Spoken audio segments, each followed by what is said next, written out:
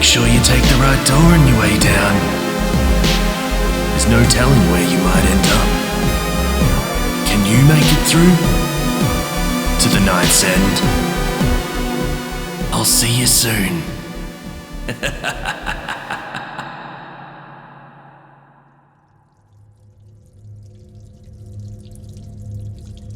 Welcome, friends.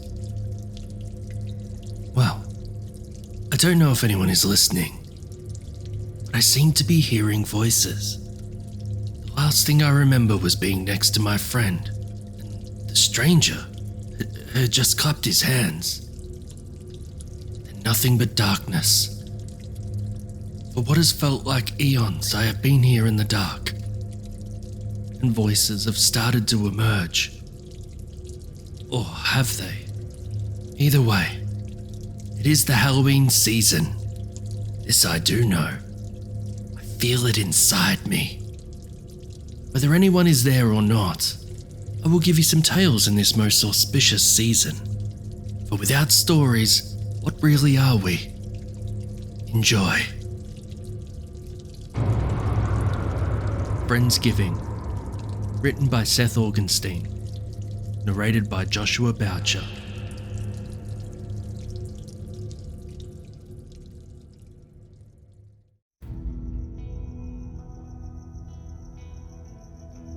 Cheek pressed to the cool rock, Doug puffed and blew like a bellows at the kindling.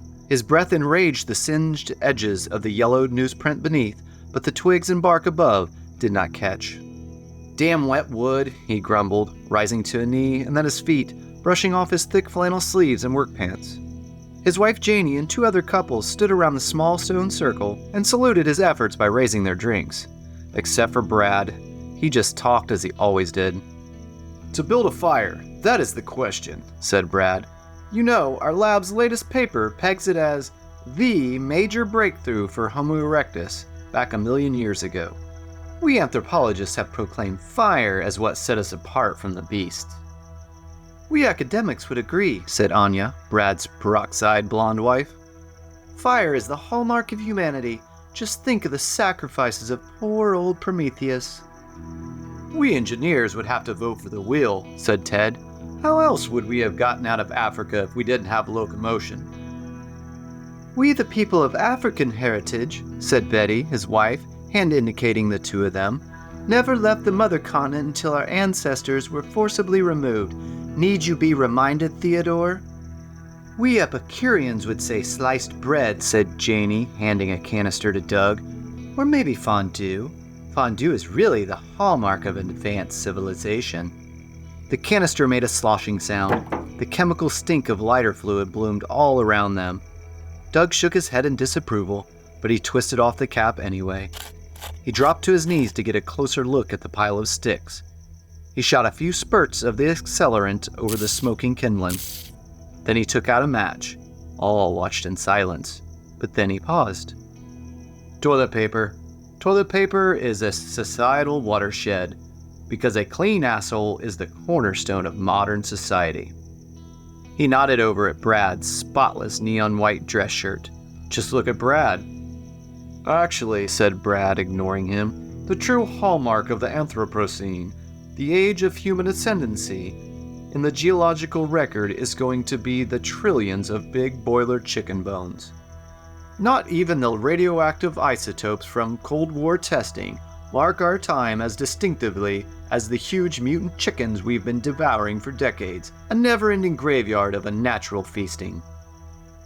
"Colonel Sanders made a bigger geological mark than Hitler," said Anya, with a throaty laugh.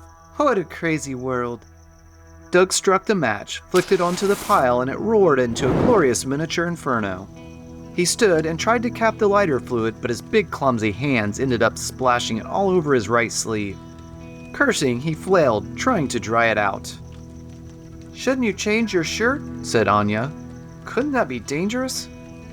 "It'll air out," said Doug, grinning. "I'm not planning on playing with any more fires tonight." He then grabbed his beer again and toasted Betty, who silently drank something with an umbrella tilted in her glass. "Here's to the 7th annual Friendsgiving feast," Doug said, raising a glass to the rest. 11th, said Jamie, correcting him. "Hear, hear," said Ted. Everyone toasted and tipped their glasses back. The first big log popped, flared, and smoked gray. Twilight fell fast around them. Doug and Janie's backyard faded into darkness. A large sloped lawn tucked at the center of a wooded ridge just underneath their 19th century home in northern New Jersey. The weekend before Thanksgiving had finally brought the crisp autumn air after weeks of strange rainstorms and unseasonable warmth. Most of the leaves still clung to the branches of the trees all around. Behind them, the house windows blazed with the lights of the dining room table and kitchen, where the dinner Brad and Anya had brought was finishing its last half hour in the oven at 325 degrees. Some kind of slow roast they called the Iberian Surprise. Doug was skeptical. The women talked of the latest accomplishments of their children, each couple boasting 2 spawn under the age of 10, all of whom at the moment were stowed with babysitters. Everyone other than Doug talked about their college days at Charles Davenport University, where they had all met each other, other than Doug, who had never made it more than a semester of higher learning. They reflected upon Friendsgivings of the past, which had featured ill-advised sexual partners and cocaine amid wild gatherings with dozens of people. Now it was down to just the core group of initial college roommates, other than Doug. Doug had merely married into the Friendsgiving shenanigans. This pseudo-holiday was one he carefully marked with a dark ink mark on his planner, the Saturday before each Thanksgiving.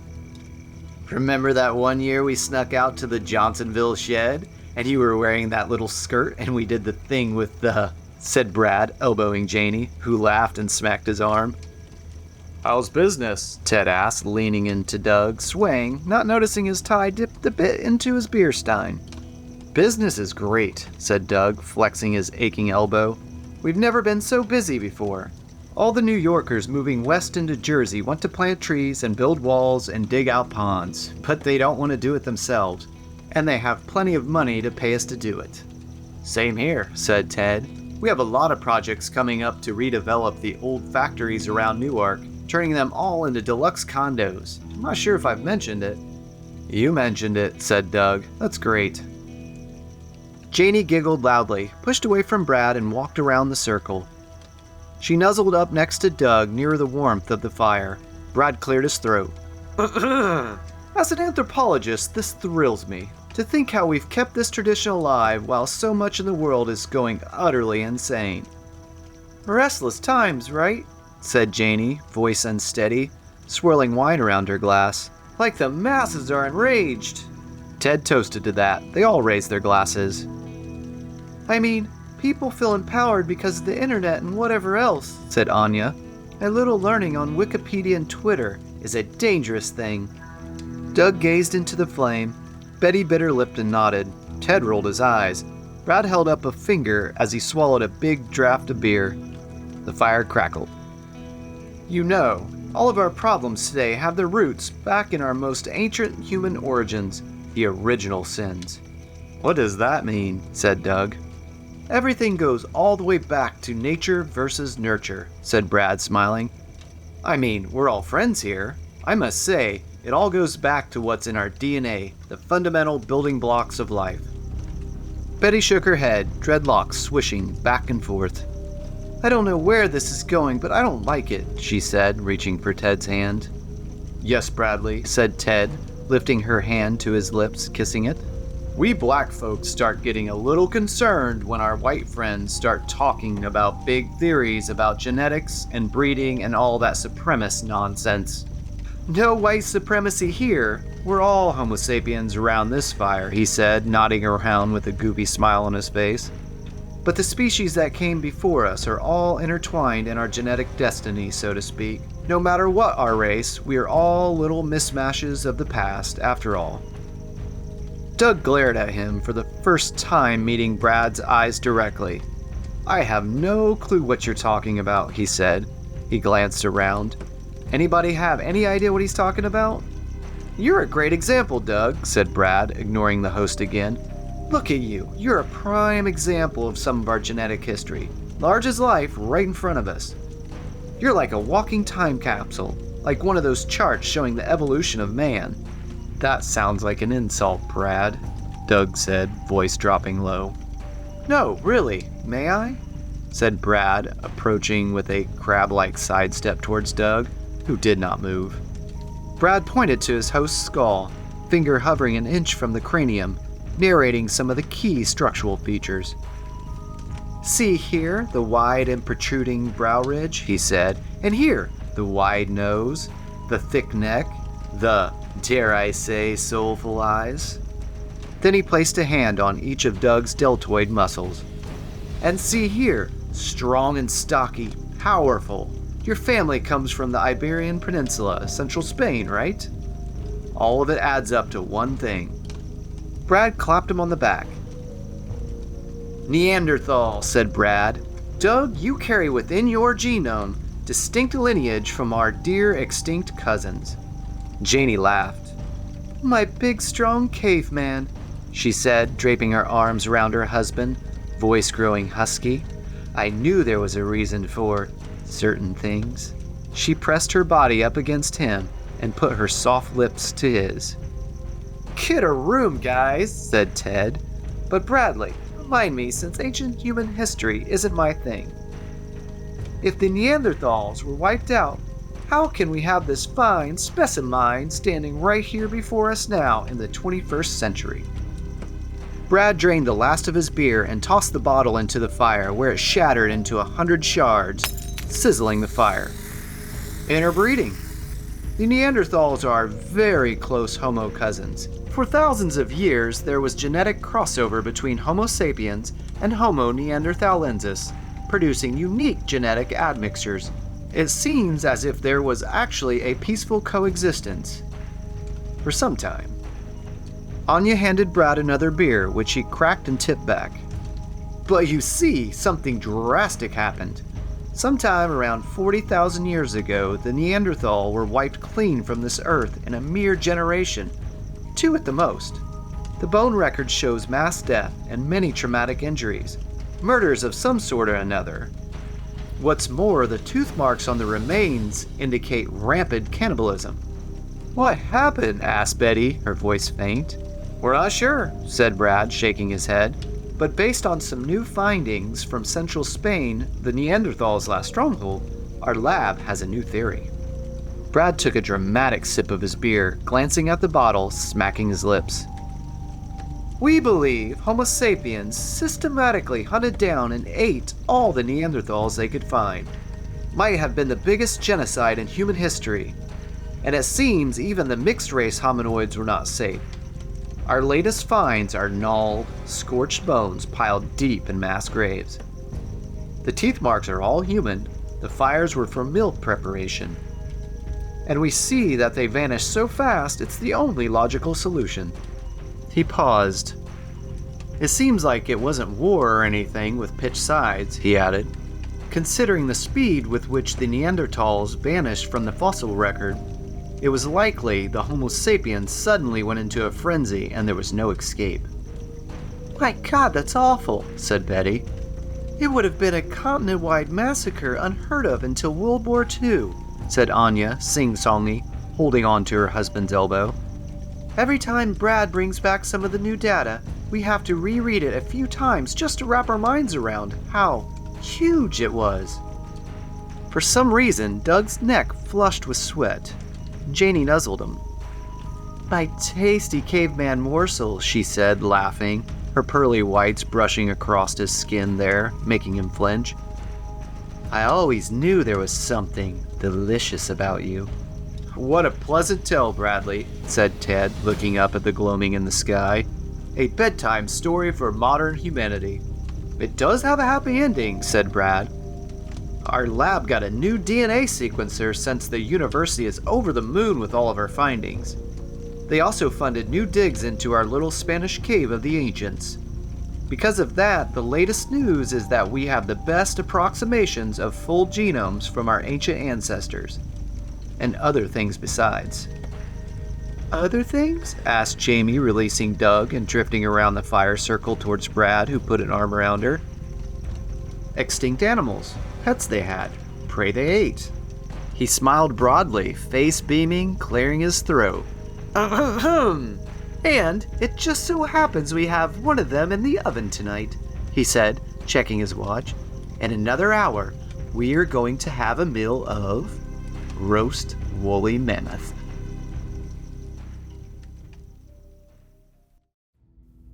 The cooking timer ticked down as they sat around the dining room table. Knives and forks lined up sharp alongside plates and crisply folded cloth napkins. The cocktail stood sweating, readily in reach. Janie sat next to Brad, who refused to answer any of the questions posed to him until more drinks were poured and places were taken around the table. Doug sat at the head of the table, slowly nursing his beer. Finally, Brad spoke. Amid their questions and occasional gasps, he had a simple tale to tell. Using mitochondrial DNA painstakingly extracted from the inner parts of the animal bones found in the cave and sequenced on the latest machines, they were able to create entire genomes, filling the gaps using probabilistic genotyping using modern analogs as reference templates. You retrofitted the genes to jam together an incomplete puzzle?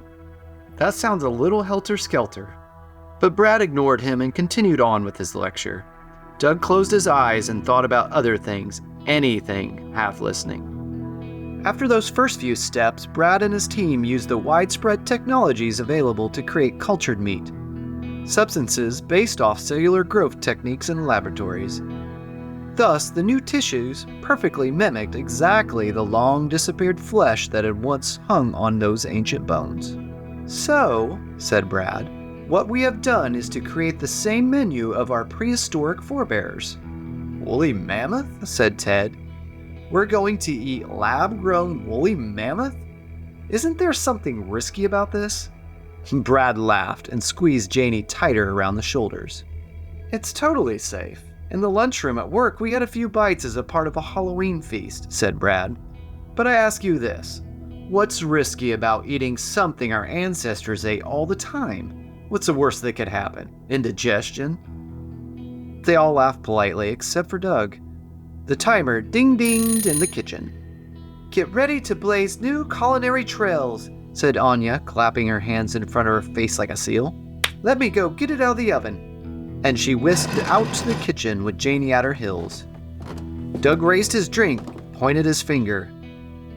"I'm reminded of Jurassic Park. You're so preoccupied with whether or not you could, you didn't stop to think if you should," said Ted, nodding. "Just like Dr. Jeff Goldblum said. I agree with Douglas." "Relax, everybody, relax," said Brad. "Let's just see the final product. Then you can decide whether you want to take the plunge for what could be a life-altering entree." Silence filled the dining room as they heard the oven squill open, the huge platter clink atop the stove. A blush of heat drafted in from the kitchen, along with the scent. It stung Doug right in the face. The stink was foul. There was something obscene to its seared, musky odor. It was something he had never smelled before in his life, but it triggered a wave of nausea deep down in his entrails. Something about it was wrong, just plain wrong. He opened his mouth to complain, turning to the other two men. But he was shocked to see the exact opposite reaction from them. Brad's eyes had sharpened and he licked his chops. Ted salivated visibly with glassy eyes. It was like a chemical spell had been cast. "That smells amazing," Ted said, wiping at his lips with his sleeve, tying his napkin around his neck like a bib. Anya and Janie came in, carrying the silver-covered platter in between them. Their eyes were hungry too, and they smiled with sharp, bared teeth. They set the whole thing down in the center of the table on 3 trivets, and the glassware across the table rattled.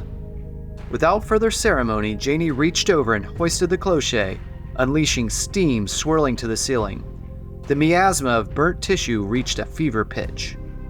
Doug arrested his rising nausea long enough to glimpse the wobbling hunk of genetically engineered, lab-grown flesh there. It was brown and crisp from its 20 minutes at 500 degrees, which was followed by 2 hours at the lower temperature. It oozed its juices out from cracks and pustule-like breaks in the meat. His guests oohed and awed as they prepared to feast. Disgusting though the main cut was, something else caught Doug's notice. It was a smaller, more compact hunk alongside the bigger cut. It was blackened and it sizzled with audible pops and glistening grease. A mere glance at it set Doug's heart pounding for some reason. When Janie poked at the bigger piece with the cold steel of the knife for the first incision, it slid right in, smooth. But when she made the slightest brush against the denser charred meat, the membrane seemed to bristle. She grunted and stabbed in. Once it pierced the membrane, the odor immediately intensified. The musk was sickening, the salty abomination of gore. Doug rushed to the bathroom off the kitchen. He lost his last 3 beers into the toilet, but felt marginally better afterwards. He flushed, rinsed his face and mouth with water, and returned to his place at the table, where someone had left him a cut of the bigger, browner meat, and a small sliver of the blackened hunk. The nausea loomed, but he was in more control now that his stomach was empty. Everyone around the table was immersed in their meal. They ate ravenously. They did not speak, they merely sliced, sawed, chewed, swallowed, repeat. Grunts and the clinking of silverware were the only sounds since the meat had ceased sizzling. Brad masticated mightily on a huge morsel in his cheek. Grease streaks ran down both sides of Janie's mouth. Even Gentile Ted had completely splattered his bright sweater despite the bib which he had torn in the fury of his barehanded feeding. Brad glanced quickly and stared at Doug dead in the eyes without blinking. "Darling," said Doug softly to Janie, leaning over to place a hand on her forearm. "I think I have some kind of stomach thing. How's the food?" She ignored him, but Brad pointed a sharp fork at his host. "The brown meat is quite good," he said, spitting out a piece of gristle on his plate. "But the black cut is something else entirely. Truly magical." "What is the black cut?" asked Doug. Janie groggily turned her head slowly to him just as a huge lump went down within her throat, like a rodent sliding down the gullet of a snake. "Mystery meat," she said dreamily. "That's what Brad said." "He said he'd tell us at dessert," said Ted, mouth full like he was in a trance. "Don't care. Too good." Brad grinned, stopped chewing. He set down his knife and fork and folded his hands as if in prayer. He spoke in low tones. Everyone paused mid-motion around the table. "When we were going to work in the Spanish caves, we found lots of different bones, and we had the resources to sequence them all," he said. "It wasn't just woolly mammoth after all." Doug's empty stomach bottomed out. "What did you do, Brad?" asked Doug. "What did you find? What is that meat?" Brad grinned. "The choice fillet is none other than Neanderthal meat." Silence. Doug's jaw dropped. No one moved. "That is disgusting," said Betty, tossing her fork on the remains of salad on her plate. She too had not touched any of the main course. More silence. But Anya giggled, then Ted shrugged, swallowing his huge morsel. "I don't care what it is, it's the best meal I've ever had," he said, sipping his drink. "I can't believe how fucked up this is! I can't believe it!" said Doug, voice rising. "What would possess you to trick your friends into eating human meat? Fucking cannibalism?" "Oh, honey, it's really, really good. You should try it," said Janie, leaning over him sleepily, putting her head down on his arm.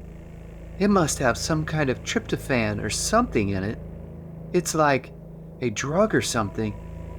It makes me feel real good." Brad rubbed his stomach, then loosened his belt. He stared down at Doug again. "It really is a hearty meal, Janie," he said. "To answer your question, dear Doug, it's not cannibalism at all. Different species entirely. I was interested in seeing if this meat would explain all the prehistoric killing. I mean, if Neanderthal meat turned out to be incredibly delicious, it might explain a key chapter in human history." "You're a fucking maniac, Brad," said Doug. "And the rest of you, I can't believe you're okay with this." "The taste is really amazing," said Anya, nibbling a burnt end. "It tastes like something so familiar. Like I've eaten it before." She chewed thoughtfully. "But I know I haven't," she added. "I would remember. It's kind of strange. Like it's hitting a part of my palate I've never ever known." "I just wish there was more of it," said Ted, looking down at his plate, which he raised to his mouth to lick clean. Creeping panic rose in Doug's chest. Something wet ran along his arm. He looked down. With panic, he saw it was Janie's tongue. "Janie, what are you doing?" he said, trying to shake her off. "Stop that, stop!" "I've tasted this mystery meat before," she said, voice quavering. "I just couldn't remember where, but now I know for sure." She bit him. He cried out as her teeth sank into the skin and into the muscle beneath.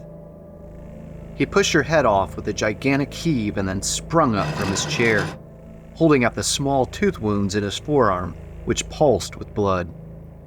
"What the fuck?" he spat. "Holy shit, what the fuck?" "I knew it," Janie said, licking her bloody chops. "Every time I put my mouth on you, any place and every place, I knew I was tasting something so familiar. Something so right. Now I know it was just the taste of the true flavor, the primal beast." She stood and licked her fingers, slurping up the red stuff. No one else moved except for Betty, whose jaw dropped. Doug backed away from the table. No one moved. Their eyes followed him. No one blinked, but Brad held up his hands. "Honestly, I thought it would be just a joke at first, a little prank," said Brad. "We'd eat a little Neanderthal meat. Maybe you or Betty the vegan would get mad, you prudes. But once we got that first heavenly whiff, I knew this could be historic. There's something absolutely primordial about eating this flesh. It changes you. It is so good," said Anya between chews. "At first I was kidding about you being part Neanderthal," said Brad with a laugh. "But right after we started eating, I could tell you actually were different. Suddenly I could smell you. I sensed you. Am I right?" he said, looking around. Ted and Anya nodded. Betty sunk into her chair. Jamie smiled with blood-stained teeth and took a step towards Doug. "If you think that imitation meat was good, you should try the real thing," she said, taking another step. "It's to die for." "You fucking ghouls, what's the matter with you?" Doug said, fist clenched, stepping back through the threshold leading into the kitchen. Everyone stood. They all came at him. "I say we kick this party up a notch," said Ted, grabbing his steak knife. "Oh, hell yeah," said Anya, grabbing the long serving fork. "Best Friendsgiving ever." Doug turned on his heel and ran, grabbing a weapon from the kitchen island on his way, a greasy meat tenderizer they'd used on the roasts. He slammed through the back door and pounded down the steps towards the yard, where he turned quickly and ran towards the fire, which was still burning. Steps thundered behind him, some grunts. In the darkness, there was no time to find a gate in the fence and escape out into the trees. He did what instinct directed. He grabbed at burning log, half protruding from the fire. It was thin enough to be a one-handed weapon. He spun around and brandished the torch and the meat tenderizer at his pursuers. Ted and Brad stopped short, holding Anya and Janie back behind them. "Stop right there or I'll fuck you up," warned Doug, swinging the meat tenderizer at them. "You can't stop all of us," said Brad, advancing slowly, knife out. "There's too many." Doug lunged and swung the meat tenderizer, and it smashed into Brad's hand with a sickening meat-packing sound. The knife dropped, and Brad fell, howling in pain. "See that? Next sick fuck that comes to me is gonna get one in the face," he said, waggling the torch at them. The group hovered, hesitating, as Doug backed away to the opposite side of the fire from them. A figure emerged from his left, and he thrust his torch in that direction. But it was just Betty. "I'm with you," she said. "These people have lost their goddamn minds. Even my psycho husband." "You shouldn't do that, Betty Blue," said Ted. "Step away from the beast." "Who are you calling a beast, you maniac?" said Betty. Doug passed her the meat tenderizer, nodding. "Just realized they may come after you too," he said. "They've gone totally insane." "We're not insane," said Janie, lurching closer. "We just finally realized what's been hiding right under our noses for so long." His wife came close enough, gnashing her teeth, that Doug smacked her with an open hand, sending her spiraling backwards to the ground. Ted came at him, knife point forward, and Doug slammed him with the butt end of the burning log, and he crumpled, tumbling a few yards into the darkness. But the sparks from that impact floated out and down, and landed on Doug's sleeve, atop the accelerant stain. In momentary disbelief, giving way to horror, Doug watched as the spark grew and expanded on the fluid's faint fumes, and then burst aflame. "Christ, Betty!" he shouted, dropping the torch, falling onto the damp ground, trying to tear off his flannel shirt's buttons popping. The fire burned his arm hair, and then the skin, and then searing his arm flesh. He screamed. The pain was unbearable. He picked up a few moist leaves on the ground and tried to snuff out the flames, but his arm kept burning. A sickening stench rose to his face, and he nearly passed out from the pain and his cooked scent. Finally, the leaves stopped the scalding. It smelled for a fleeting moment just like what had come out of the oven, but he pushed that thought away as quickly as it had arrived. Betty was standing protectively over him, swinging the meat tenderizer wildly at the advancing group of friends. But suddenly, like she had heard an invisible call from beyond, she lowered her arms. The advancing group lowered their weapons too, as if an unspoken truce had taken hold. Betty lifted her nose high and breathed deeply, sampling the air. She coughed. She sniffed again. Then she lowered her head towards Doug, eyes closed, and inhaled the air around him. "Oh no, no, no, no," said Doug. Her eyes shot open and she stared. "You smell it now, don't you?" asked Brad. "You do! Great! Now let's all get the beast." They all turned to Doug, who staggered to his feet and backwards with his burned arm no longer smoking but still pungent with his fried aroma. He stumbled back into the shadows until he was pinned against the fence as his dinner guests closed in. "Let's all give thanks for this meal we are about to receive," said Brad with a grin, eyes twinkling. "I want the loins," said Janie. "After all, our will said I get everything in the event of his death." They all laughed and went in for the kill, knives and the meat tenderizer and fire and teeth.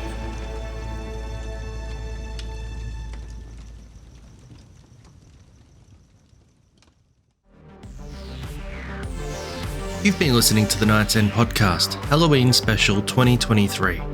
Production by Dissonance Media. Friendsgiving was written by Seth Augenstein.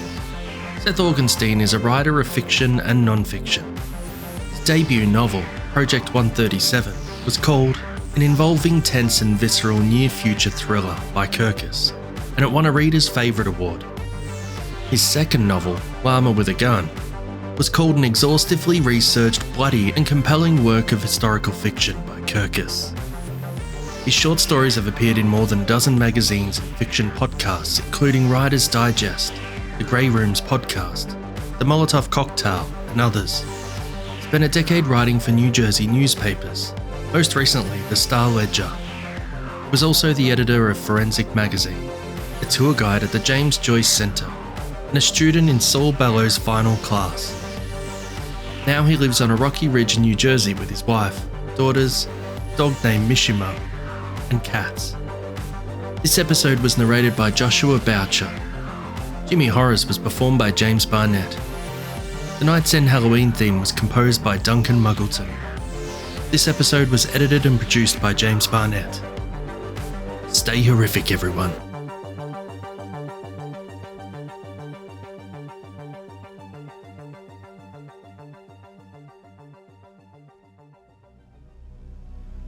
Thank you for watching this video.